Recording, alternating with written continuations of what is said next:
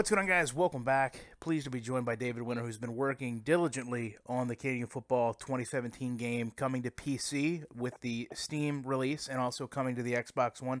David, I put a lot of your gameplay up. I'm actually, at last time I checked, the only person in the U.S. to have this game, which is kind of an odd, I guess, odd citation to have on my resume, but you've also had a lot of time to look at the feedback and criticism the community has given you. Could you talk a little bit about how you've taken some of those things and helped it improve the final product that you're going to have come out shortly? Well, first, thanks for taking the time to speak to me about the project.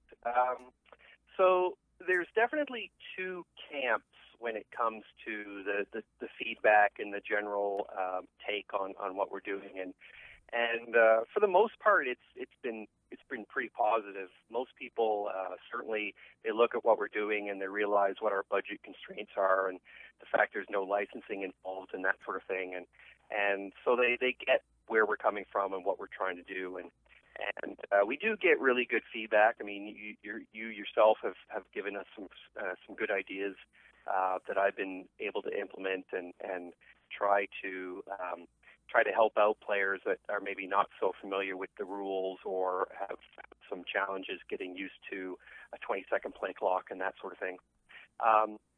When we released our video way back in September, the number one piece of feedback that I took away from that was animations. And really, given our budget and what the money that I had available to work with, we just decided that, you know what, we could spend money and have one really nice looking player model, or we can spend that money and some other money and have a motion capture system and help us lay the foundation and build some infrastructure for something that we can build on. So back in September, it was decided that, you know what, we've got multiple player models, so not all of our players look the same. Yeah, the visuals of the player models are a little bit dated, and I get that. I mean, I don't need really to be told that. I can see that myself, but it was decided that, you know what, we really need to build the infrastructure for this so we can do some really fun things going forward. So yeah, we know the visuals are a little bit out of date, but we're working to try and remedy those things going forward, and those have been our two big takeaways. People are angry there's no license, and then of course you get the other crowd that people are looking for higher end visuals, which we'll get to. It's just you got to take these baby steps. So are you already then working on a sequel to this game then? Yes. Yeah. We had a really good conversation with some people at the Innovation Cluster, which is where our office is based out of. And in fact, we had those today. And so we're already looking to see what we can do for 2018. We've put together a short list of features and things that we're going to do. Now, this is not cast in stone, so hopefully nobody comes back in 6 months and says, well, you said you were going to do this.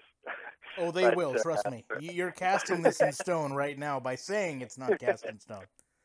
Well, it's not cast in stone, but what we're going to try and do is address the visuals. Number one thing, we really want to address the visuals and bring those up a little bit closer to what people are expecting in 2017.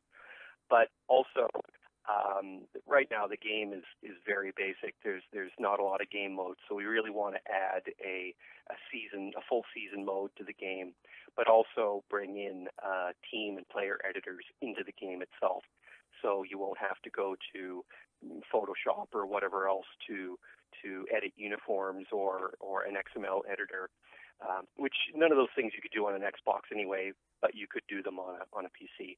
We want to bring those into the game so that there's more synergy between the PC version and the console version, and allow us to provide some features that people are looking for. There's a lot of challenges. Excuse me. There's a lot of challenges with user-generated content on the console. Not only are you dealing with your own servers, but there's some legal questions about what you can and cannot do. So those need to get resolved. But hopefully we'll be able to add those things for the console. Do you know then, with obviously PC having been a question up until a few months ago, is there going to be one direction you plan on focusing, or is sales going to dictate that? Oh, sales will dictate that, sure. I mean, they have to. If the PC ends up being more popular because you can customize things, then maybe we'll focus on that more. But if the console title becomes more popular because that's where most of the sports gamers are find themselves, then we'll look at doing that. But I definitely think that being on multiple platforms is where we need to be. Haven't really touched on the PS4 yet. That's a question we get asked a lot.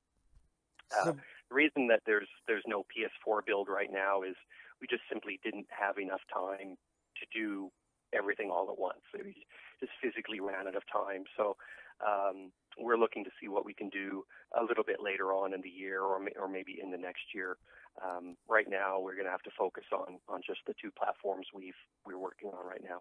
So the fine print there being, if you want to have a game available on a console, you have to continue to support this game for it to stay on a console.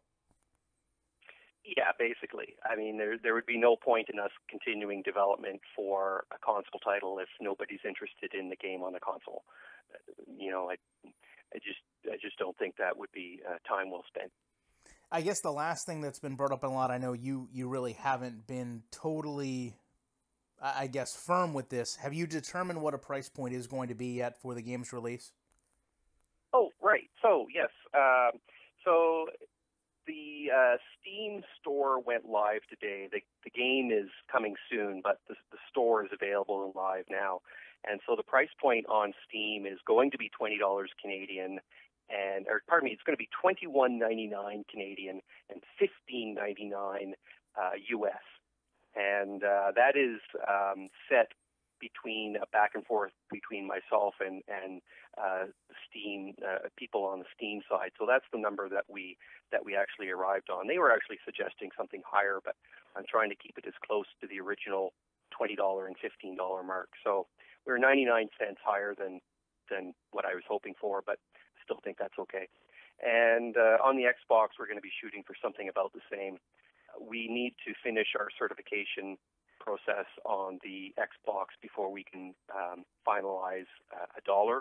But that's still exactly what I'm shooting for is $20 and $15 US plus or minus 99 cents. And then I'll assume, today being today being June 23rd, you have set dates that this game is going to release, or are you still in the process of closing out the certification through Microsoft? I have to close out the certification on Microsoft first. I cannot pick a date and say this is when we're going to release until that certification is finished. Certification has been quite a challenge.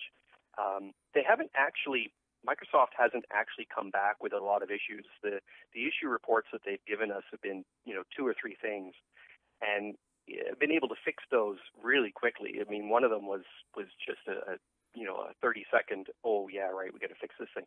Really, really fast to fix. But the problem is that you are given windows of opportunity to submit your game. So, we get a certification report on a Monday morning. I could have everything fixed by Monday afternoon, but we can't even resubmit the game until, say, Wednesday. So there's a whole bit of time now that the game is not going through certification. So I use that time to, add more plays or tweak little values here and there, go through with some more gameplay, see what else I can hopefully improve in a small amount of time that is low risk. And then we submit the game on Wednesday, and we wait to get another report. We submitted our final build to Microsoft on Wednesday, actually, of this week. And it's now Friday evening, and we've not had any feedback from Microsoft. So that's actually a really good sign. If they haven't come back to us by now with some sort of a report, it looks good for Monday morning coming back and saying yes, you're approved. So I should have some more news early next week as to where we stand. But right now it's looking pretty good.